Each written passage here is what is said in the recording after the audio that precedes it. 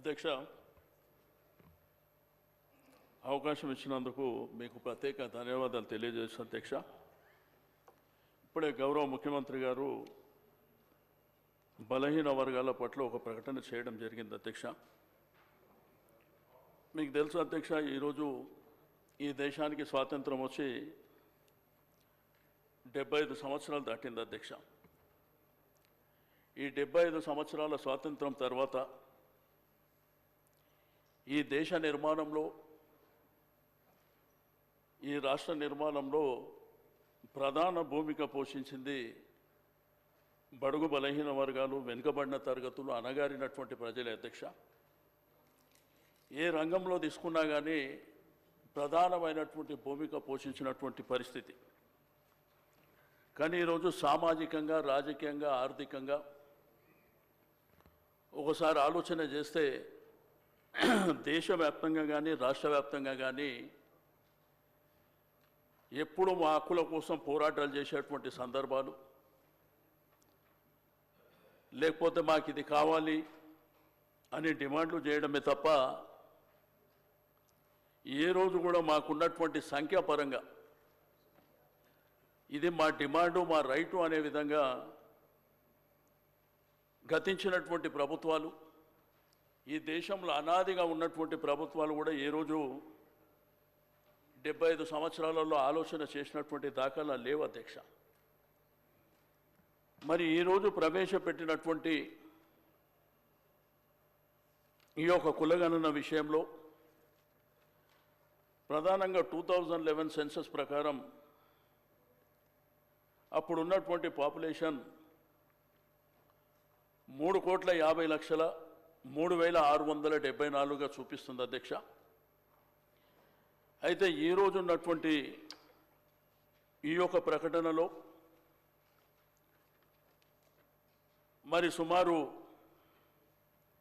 1,71.457 కుటుంబాలని అధ్యక్ష. ఆ రోజు ఉన్నటువంటి పాపులేషన్ అంటే 2011 అంటే 14 సంవత్సరాలు, అంటే దగ్గర 13-14 సంవత్సరాలలో ఒక 6 లక్షల పాపులేషన్ పెరిగినట్టే చూపిస్తారు అధ్యక్ష. ఇక్కడ 370 అంటే మీరు చేసింది 354 అయితే 96.9 అయితే ఇంకా 3.1 పార్టిసిపేట్ చేయలేదనేటువంటి. అయితే ఈ లెక్కలని నిన్న నుంచి చూస్తుంటే అధ్యక్ష, బీసీ సంఘాలు కావచ్చు, మేధావులు కావచ్చు, అనేకమైనటువంటి డిబేట్ల ద్వారా కావచ్చు కొన్ని అనుమానాలు కూడా వ్యక్తపరుస్తుంది. దీంట్లో ప్రధానంగా ఈ పాపులేషన్ పెరగాలి కదా, ఎట్లా తగ్గింది అనేటువంటిది. ఓ వైపున బీసీల పాపులేషన్ తగ్గినట్టు కానీ, రెండో వైపున ఎస్సీల పాపులేషన్ తగ్గినట్టు కానీ, మూడో వైపున ముస్లిం పాపులేషన్ తగ్గినట్టు కానీ, ఓసీల శాతం పెరిగినట్టు కానీ కొన్ని లెక్కలు వస్తున్నటువంటి సందర్భం అధ్యక్ష. గౌరవ చైర్మన్గా ఉత్తమ్ కుమార్ రెడ్డి గారు మొన్న ప్రెస్ కాన్ఫరెన్స్లో గణాంకాలు చెప్పినట్టు ఆ గణాంకాల ద్వారా తెలిసినటువంటి విషయాలలో చర్చ జరుగుతుంది అధ్యక్ష. అయితే దీంట్లో ప్రధానంగా ముఖ్యమంత్రి గారు చెప్పినారు అధ్యక్ష, ఇప్పుడే ఎన్యూమరేటర్లను పెట్టి కొంతమంది అధికారులను పెట్టి చాలా వరకు మేము పారదర్శకంగా చేయాలనేటువంటి సంకల్పంతో చేసినామని. కానీ నేను ముఖ్యమంత్రి గారికి మీ ద్వారా రిక్వెస్ట్ చేసేది ఒకటే అధ్యక్ష, మీరు ఏదైతే ప్రొఫార్మా ఇచ్చినరో 57 అంశాలు ఉన్నాయి దీంట్లో. దీన్ని ఏంటంటే మీరు మరొకసారి ఆలోచన చేసి, ఎందుకంటే ఈరోజు ఇది ప్రధానమైనటువంటి అంశం, మన సమాజంలో ఉన్నటువంటి 100% మంది ఉన్నటువంటి అంశం కాబట్టి దీనివల్ల ఏంటంటే అనేక అంశాలు దీంట్లో పొందుపరిచారు కాబట్టి చాలామంది ముందుకు రాలేకపోయారు. నాకు తెలిసి గ్రేటర్ హైదరాబాద్ పరిధిలో 30% కూడా పార్టిసిపేట్ చేసినటువంటి దాఖలాలు లేవు. మీరు మీ స్టేట్మెంట్లో కూడా కొంత జిహెచ్ఎంసీలో కూడా జరగలేదనేటువంటిది మీరు చెప్పారు అధ్యక్ష. అయితే ప్రధానంగా మాకున్నటువంటి ఇన్ఫర్మేషన్ ప్రకారం నీకు కాలనీస్ కానీ, అపార్ట్మెంట్స్ కానీ, బస్తీలలో కానీ ఇవన్నీ వివరాలు చదివిన తర్వాత మాకెందుకులే అని అవాయిడ్ చేసినటువంటి సందర్భం, మాకు అక్కర్లేదు అనేటువంటి సందర్భాలు కూడా చాలా జరిగినాయి. అయితే మీరు చేసినటువంటిది ఇంకా పకడ్బందీగా చేసి ఇంకా దీంట్లో ఏంటంటే హరిబరి తొందరపాటు లేకుండా ఇప్పటికే మీరు ఒక 3-4 నెలల సమయం మీరు చేసిర్రు. సబ్ కమిటీ ద్వారా 12 సార్లు మీటింగ్ జరిగింది అనేటువంటి అంశం మీరు చెప్పినారు. ఏది ఏమైనప్పటికీ అధ్యక్ష, మీకు అందరికీ తెలుసు ఈరోజు సమాజంలో ఉన్నటువంటి బడుగు బలహీన వర్గాలలో అవేర్నెస్ వచ్చింది అధ్యక్ష. ఈరోజు సమాజం పట్ల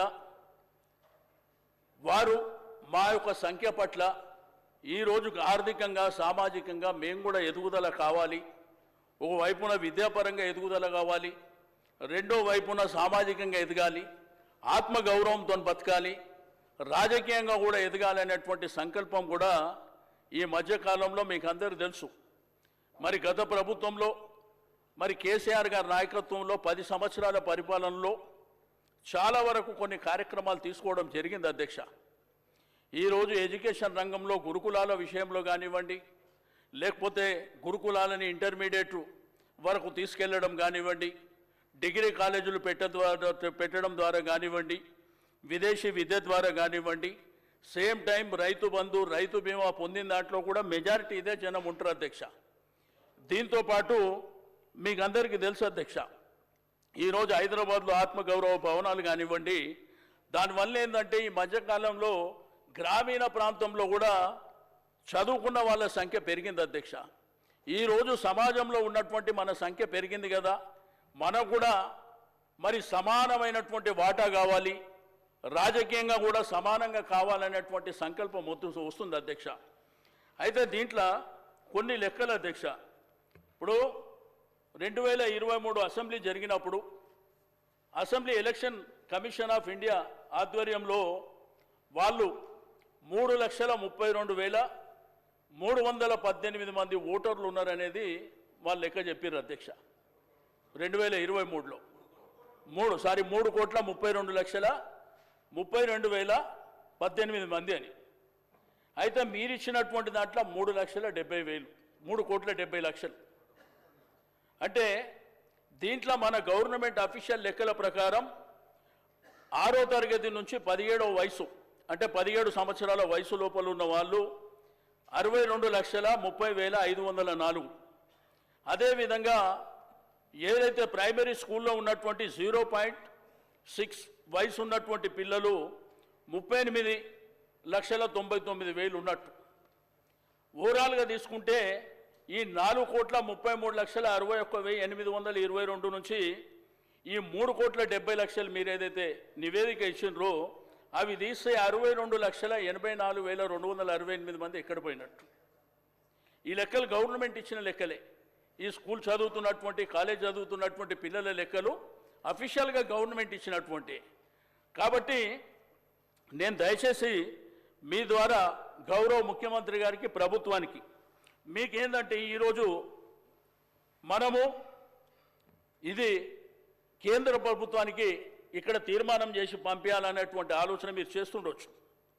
కానీ గతంలో కేసీఆర్ గారి ప్రభుత్వంలో 2014లోనే మనకు రిజర్వేషన్లు కావాలి, మన సామాజిక అంశాలు ఈరోజు వాళ్లకు ఎడ్యుకేషన్ రంగంలో కానివ్వండి, సేమ్ టైం ఉద్యోగ అవకాశాల విషయంలో తీర్మానం చేసి 10 సంవత్సరాల క్రితం పంపించారు. కాబట్టి తీర్మానం చేసి పంపేయడం మూలాన మనకు వచ్చేది ఏముండదు అధ్యక్ష.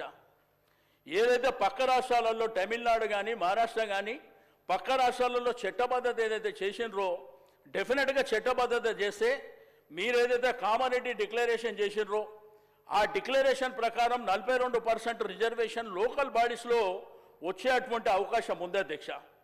కాబట్టి దయచేసి మీరు ఆ దిశగా ఆలోచించాలి. ఎందుకంటే మేము సర్వే చేసినాం, మేము ఇక్కడ తీర్మానం చేసినాం, ఢిల్లీకి పంపించినాం అంటే అది సరిపోదు అధ్యక్ష. ఈ సమాజం కూడా యాక్సెప్ట్ చేసే పరిస్థితుల్లో లేదు. దయచేసి తప్పకుండా ఆ ఫలాలు వాళ్ళకు అందాలంటే మీరు తప్పకుండా చట్టబద్ధత చేయవలసినటువంటి అవసరం ఉన్నదని నేను ఈ సందర్భంగా తెలియజేస్తూ ఉన్నాను అధ్యక్ష. అదేవిధంగా సర్వే విషయంలో కులగణన అంటే సింపుల్గా మన కులానికి సంబంధించి మన రెసిడెన్షియల్ అడ్రస్ కానివ్వండి, సేమ్ టైం నేను ఉద్యోగం చేస్తున్నావా వ్యాపారం చేస్తున్నావా ఆ అంశాలు సరిపోతాయి. ఇందులో 56 అంశాలు పొందుపరచడం మూలాన కొంత ఇబ్బంది ఉంది. కావాలంటే మీరు పబ్లిక్ డొమైన్లో పెట్టండి, తప్పకుండా ఆ వివరాలు సేకరించవలసినటువంటి అవసరం ఉంది. రేపు భవిష్యత్తులో మీరు 9.69 వరకు చేసి 96.9 మీరు చేసిండ్రు అంటున్న అధ్యక్ష. రేపు ఈ 3.1% కూడా చేయలేదంటే ఇది మనకు రేపు కోర్టులో కానివ్వండి. రెండోది, భవిష్యత్తులో ఏదైతే పార్లమెంటు సీట్ల సంఖ్య పెరిగినప్పుడు, మరి అదేవిధంగా అసెంబ్లీ సీట్ల సంఖ్య పెరిగినప్పుడు కూడా చాలా తేడాలు వచ్చేటువంటి అవకాశం ఉన్నది. రెండోది ఏంటంటే ఇక్కడ 21 లక్షల మంది బీసీలు చనిపోయినారు అనేటువంటి లెక్క ఒకటి కనిపిస్తుంది.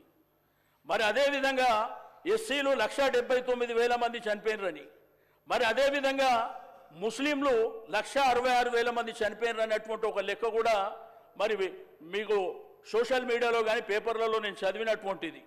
దయచేసి అది క్రాస్ చెక్ చేసుకోవాల్సిందిగా నేను ఈ సందర్భంగా తెలియజేస్తా ఉన్నాను. కానీ 2000 సోషల్ మీడియాలో వచ్చేదాన్ని ఎక్కడ కూడా విశ్వసించద్దు దయచేసి. మేము అటువంటిది ఎట్టుకుంటూ అందుకే అంటే మీకు ఒక మాట తర్వాత అందుకే విమర్శ చేస్తలేదు. నేను విమర్శ చేయాలంటే లేదా పర్లేదు. నేను చెప్పేది ఏంటంటే నేను దయచేసి విమర్శ చేయదలుచుకోలేదు. నేను ఫ్యాక్ట్స్ ఏమైనా ఇప్పుడు ఏదో సోషల్ మీడియా పేపర్లో వచ్చినటువంటి అంశాలని వచ్చినాయని చెప్తున్నా. నేను చేయాలనుకుంటే వేరే రకంగా చేసేటువంటి అవకాశం ఉంటుంది. కాబట్టి దయచేసి దాన్ని పరిగణలోకి తీసుకోవాల్సినటువంటి అవసరం ఉన్నది. కాబట్టి నేను దయచేసి ప్రభుత్వానికి, ముఖ్యమంత్రి గారికి నేను ఈ సందర్భంగా అడిగేది, తప్పకుండా మీరు ప్రొఫార్మా మార్చి మీరు సింప్లిఫై చేసి తప్పకుండా మరొకసారి సర్వే చేసినట్టయితే మరి తప్పకుండా మనకు వివరాలన్నీ వచ్చేటువంటి అవకాశం ఉన్నది. దీంట్లో కులాల వారీగా తీసుకున్నప్పుడు కూడా ఏ కులం ఎంత అనేది కూడా మీరు చెప్పలేకపోయినారు. ఇప్పుడు ముఖ్యమంత్రి గారి స్టేట్మెంట్లో కూడా ఎస్సీలు ఇంత, బీసీలు ఇంత అన్నారు. ఈరోజు బీసీ కులాలలో 193 కులాలు ఉన్నాయి. కాబట్టి 193 కులాలలో కూడా మరి ఏ కమ్యూనిటీ ఏమేమి ఎంతమంది ఉన్నారనేది కూడా మనకు సంఖ్యాపరంగా రేపు మనకు అన్ని విధాలుగా ఉపయోగపడుతుంది. కాబట్టి దయచేసి ఆ విధంగా చేయవలసినటువంటి అవసరం ఉంది. ఈరోజు గ్రేటర్ హైదరాబాద్ పరిధిలో తీసుకుంటే 30% కూడా జరగలేదు. నాకు పూర్తి ఇన్ఫర్మేషన్ ఉన్నది, మీరు కావాలంటే తెప్పించుకోండి. ఎందుకంటే చాలా ప్రాంతాలకు వెళ్ళలేదు. వెళ్ళిన ప్రాంతాల్లో కూడా ఈ ప్రొఫార్మా చూసిన తర్వాత మాకు అక్కర్లేదు, మేము ఈ వివరాలు ఇవ్వలేము అని చెప్పేసి మరి వెళ్ళిపోయినటువంటి సందర్భం. కాబట్టి ఈరోజు సరే స్వాతంత్రం వచ్చి 75 ఏళ్ళు అయిపోయింది. ఇప్పటికైనా కానీ 100% ఉన్నటువంటి సమాజాన్ని ఈరోజు పరిపాలించినటువంటి పాలకులు ఆ రోజుల్లో నుంచి ఈ రోజుల వరకు ఏమి జరిగిందో సమాజం అంతా చూస్తున్నటువంటిది. కాబట్టి దయచేసి నాకు ఈ సందర్భంగా మీకు రిక్వెస్ట్ చేసేది ఒకటే, తప్పకుండా మీరు రీసర్వే చేయవలసినటువంటి అవసరం ఉంది. రెండోది, ఇది తీర్మానం చేసి ఢిల్లీకి పంపించకుండా ఇక్కడ చట్టబద్ధత చేసి ఎలక్షన్ ఏవైతే లోకల్ బాడీ ఎలక్షన్ జరగబోతున్నాయని అనుకుంటున్నారో తప్పకుండా 42% రిజర్వేషన్ అయిన తర్వాతనే ఎన్నికలు జరపవలసిందిగా ఇచ్చినది. కామారెడ్డి డిక్లరేషన్లో మీరు వచ్చినటువంటి హామీ కాబట్టి మీరు 42%, అంతేగాని మేము కేంద్ర ప్రభుత్వానికి పంపిస్తాం, రాజకీయ పార్టీల పరంగా 42% మేము ఇస్తాము అంటే అది కుదరదు. చట్టబద్ధత ఉంటేనే డెఫినెట్గా మా హక్కులు మాకు వచ్చేటువంటి అవకాశం ఉన్నది. కాబట్టి తప్పకుండా ఇది చేస్తారని చెప్పి నేను ఈ సందర్భంగా కోరుతూ నాకు ఇచ్చినటువంటి